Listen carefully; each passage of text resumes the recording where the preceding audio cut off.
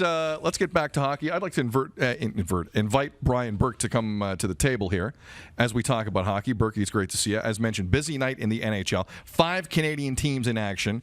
Tim and Burke, which team will you be paying most attention to tonight? I'll give the first question to Timmy as Brian settles in here. I feel like the Montreal Canadiens are a real intriguing team for me because I don't know what they are yet. I know they work hard, and I know that I think that they can score goals when they're hot, and they're supposed to be able to stop other teams from scoring goals. But they've played this open style, and they're trying to get their team a little more goals. And Jesperi Kotkaniemi is a real interesting guy to me, Berkey, because I feel like they're trying to make an example out of him. They're trying to make this team one that can score and play defense, and that's just a fine line. Do you feel like he's on that fine line for Claude Julien? I think he's coming along really nicely, and I think he's resuscitating Jonathan Drouin's career. I think the two of them. I think Drouin has helped Kotkaniemi, KK they call him, and I think KK has helped Drouin, and they seem to be solving this puzzle together. And sometimes when you're lost like Jonathan Drouin's been, you need someone to walk out of the woods with you. It's not that simple to do it yourself. So I'm impressed with the way they've been helping each other. I have a charity event tonight, so I will not get home in time to watch Montreal. So I'm going to focus on the Calgary Flames. Nice. Oh, Nice. What do you make of what the Flames have been like this season? I think they're still sorting it out. They've played some good hockey, and they've played some mediocre hockey. I think they're still sorting it out. Goaltending's been as good as they thought it would be, I think. It's a top 6 driven team. When their top 6 plays well, they win. And when their top 6 doesn't play well enough, they don't win. But I like their team, but they're kind of a slow start, kind of 1 step forward, 2 step back. Burke, they got the Wings at home tonight. They got the Wings at home. Thank you, Timmy. Guys, can you put the top 4 lines for the Habs back up there for those watching at home on television? Nick Suzuki is also in the mix here in terms of centers, Berkey, for the Habs. You got Kotkaniemi, you got Domi.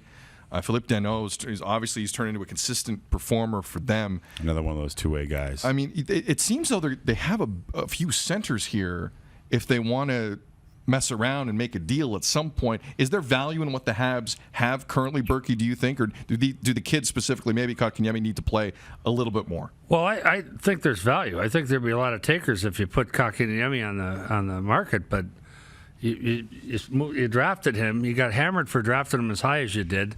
Now he's starting to show returns on it. I think you just got to wait on him. It's like a farmer. Sometimes all you can do is wait and watch the crops grow and pray. And so the other thing is that Suzuki can play center as well, so they do have depth at center. I've seen Armia play center once in a while. He's having a really good start. So they've got options, but I think they're going to wait and see. Most GMs give their team 10 games or so before they do really check the oil, right? So, right. And you want to have one road trip in there, so you might get to 12 games or 14 games. Remember one year in Vancouver, we finished our first big road trip. We were at 12 games, and that's when we did our evaluation and had our team meeting. I don't think anyone's panicking yet in the markets that have started poorly, and I don't think anyone's using a tape measure to pick out the parade route yet for the teams that have started well. The reason why Sid brings this up is there have been basically rumors and innuendo surrounding the Montreal Canadiens, and they've been out to watch the Sharks a bunch. Apparently, Sean Burke has been at Sharks games 3 times already, and there was talk about Montreal having an eye on left shot defenders, and Marc-Edouard Vlasic is a left shot defender. He's got 7 years left on a deal at $7 million per season, which is a pretty big ticket. If Montreal went sniffing, and we know they have a little bit of cap room, what kind of return would the Sharks be looking for on a player who's older on a pretty big ticket for a pretty long time?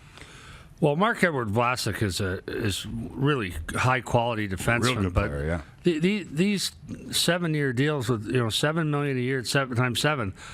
When Tampa Bay was here last week, I was talking to Julien Brisebois, their GM, and he said I might get the math wrong, but if I do, it won't be by much. He said there's 8 teams in the league that cannot afford to recall a player who's even on a minimum NHL salary. That's how close they are to the cap. Yeah. You're going to see teams playing with 19 players instead of 20 at several points during the year, and it'll start soon. And I bet you Toronto gets into that at some point. So he said then there's another 10 teams that they can bring up one player at the league minimum salary, but not 2. So Right. he said half the league is available. He said if you were still a GM, he said to me, you could take your pick if you had cap room of half the league is available. Right. And so my guess is, and I like Marc-Edouard Vlasic very much as a player, my guess is you could get him at a very reasonable price and make them take back at least half, not keep the dough, but take back players making at least half the dough and still get that player. So nowadays in this league, Berkey, if you begin a year as a GM with $8 to $10 million in cap room, it's like an amusement park for you. Basically, is the situation. Is that right? It would be like fish in a barrel, as far as you'd be able to take your choice and make good deals, get them to take money back or keep money, and you'd still be able to do it. So it has tremendous value. And the players complain about escrow, but the fact is teams are spending way more in this system than anyone ever anticipated. They thought initially there'd be 8 teams near the cap and then maybe 8 at the 75% mark. Well, it's closer to 20 teams close to the cap. So that's why escrow is so high, and they're spending at record levels. And it's an arms race. And if you're a GM, good luck recruiting players in the summer if you're not a cap team. Yeah. You say to the guy, we really want you to come. We're going to spend $10 million below the cap, but we want you to come. What was that about the $10 million? So, San Jose Sharks, for those wondering, projected cap space from Cap Friendly, $7,000. So they're among those teams that you're talking about. Guys get hurt. They have no movement whatsoever, depending on how those guys get hurt. No, and it's easy. It's easy to throw rocks now that I'm on the outside looking in. But it's certainly, I can tell you because I was on the team that negotiated most of the CBA that's in place now. I was there until around Labor Day on the negotiating team.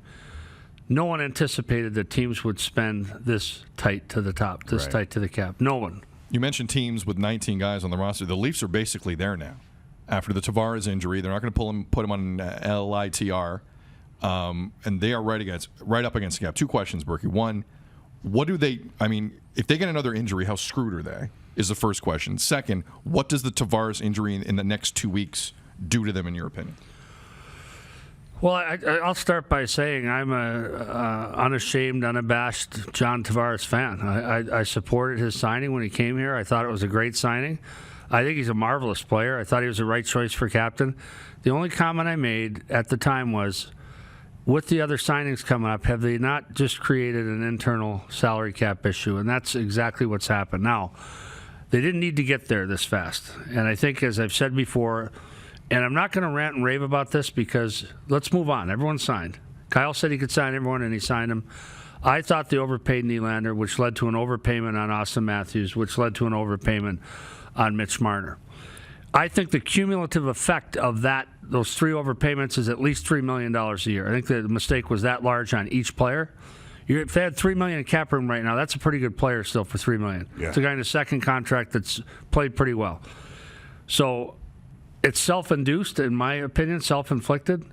I still think the cap casualty that will get this thing solved is named William Nylander. I believed that at the time. I still believe it. He's playing better now. You couldn't have gotten any value for him before. Now he's playing well. Mm-hmm. And his cap hits 7, but his cash is low because of the way Kyle structured the contract. He's tradable. Right. So I think that's going to be how they get out of this. I still believe that. But we'll see. Remember Nylander the impact the short-term impact, Sid, I think they're missing a really valuable part of their team. But they've got good forwards. If they're going to have an injury, that's where they want to have an injury, up front, not on defense. The Nylander comment after he signed about Kyle saying that he wouldn't trade him, would that scare you if you're the GM? Well, I don't believe William Nylander at all. Right. I'm not calling him a liar. Be clear. I think he misunderstood. No GM ever says that to anybody. Anybody. Why would they? You don't say that to someone. If I had a guy, it happened in Vancouver. Todd Bertuzzi's name appeared in trade rumors. I called Todd in. I said, Todd, I haven't made one phone call and offered you to a team. I haven't once. Have I gotten calls on you? Yes. That's very different than trying to trade you. I have no intention of trading you. Now, to be clear, if someone calls when you leave my office and offers me 10 first-round picks, you're on a plane, son. That's what you tell a player. I don't want to trade you. You never say to him, I'm not going to trade you. Right. So you might have heard it wrong. Yeah, And that's why when we talk to players, we always had two guys in the room because players don't always hear it right. He said that he was, with the way that Dubas tried to clarify it, said that he wasn't signed to be traded. And I believe Kyle. Right. Yeah. I will tell you one thing. I don't think Kyle Dubas is capable of lying. I really don't. I think he's an honest guy. Right. There are a lot of people who are capable of it and good at it, Yeah. but I don't think Kyle is. I met a few of those guys. Who was the best liar you ever met in your NHL career? I'm not touching that one. Who does it rhyme with? By the book. Really? By the book. Really? Yes. Hid Rixero is what it rhymes with. All right. Well, speaking of maybe potential rivalries here, Berkey. Well, yesterday on Scotiabank Wednesday Night Hockey, Tim and I were sitting right here. We're getting ready for the pregame show with you and Jeff Merrick and Elliot Friedman ahead of the Leafs And we love that and the interaction. Capitals. We enjoy it. We love it. Yeah, it's fun. You can tell by his face, Berkey loves it too. Yes. I actually do. Okay. As long as it's that short. You Right. guys are acceptable in yeah. small doses. Small doses, yes. That's what my wife tells me all the time.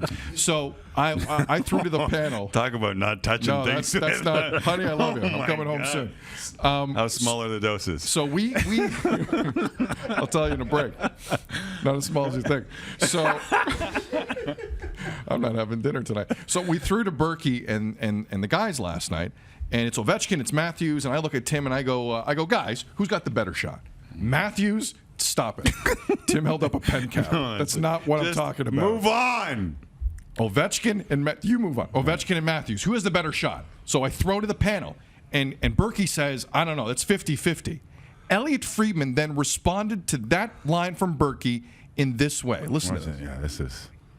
I think that's kind of a chicken answer from Berkey not to take a side. So I'll go with Ovechkin as the reigning champion. And I think that's kind of a chicken answer from Berkey not to take a side. So I'll go with Ovechkin as the reigning champion. I think that's kind of a chicken answer from Berkey not to take a side. I think that's kind of a chicken answer from Berkey not to take a side. That's my happy face. That's a furrowed brow. right there. Brian Burke gave a look to Elliot Friedman with the force that would power 1,000 suns. Well, I thought it was cheeky of him to disagree with me, period. All right. In general. Second, how could Elliot call anyone else a chicken? Like, you want me to run a barn on this one, Elliot? Like, I've offered to do it in the past. Yeah, 50 seconds, Berkey. Say what you want to say. But with that said, there was a follow-up, Timmy, and you brought it up. Oh, And let me describe it to the people listening on radio. So as Elliot finishes whatever he said, no one was paying attention. Berkey then has this smile on his face and starts shaking his head like, oh, Frege, am I going to cuss you out when this is over? He is such a good guy, and he's so smart. Elliot Yeah, that's is. It's what I was fun trying to working say, with him. too. Yeah, he's a good guy. I love the circle back on it is nice because Elliot is a nice guy. He's very awesome. smart. Yeah. He's awesome. And I enjoyed working with him once or twice along the way. Absolutely. Over-under on Connor McDavid points this year, 140. Over-under. Under. Forder. 140. 140. Oh, my God. He's on pace for That's 199. high. That's on pace. Come on. Okay, well, I'm making him look good. Under. It's obviously going to be I think under. he's Berkey's right. He was 120 last year. Yeah, I think it's high. Yeah. Wow. I hope I'm wrong. I do a radio show at Edmonton, and this kid, as amazing as he's been in our league, last night might have been his best game in the league. He was amazing. He was unbelievable.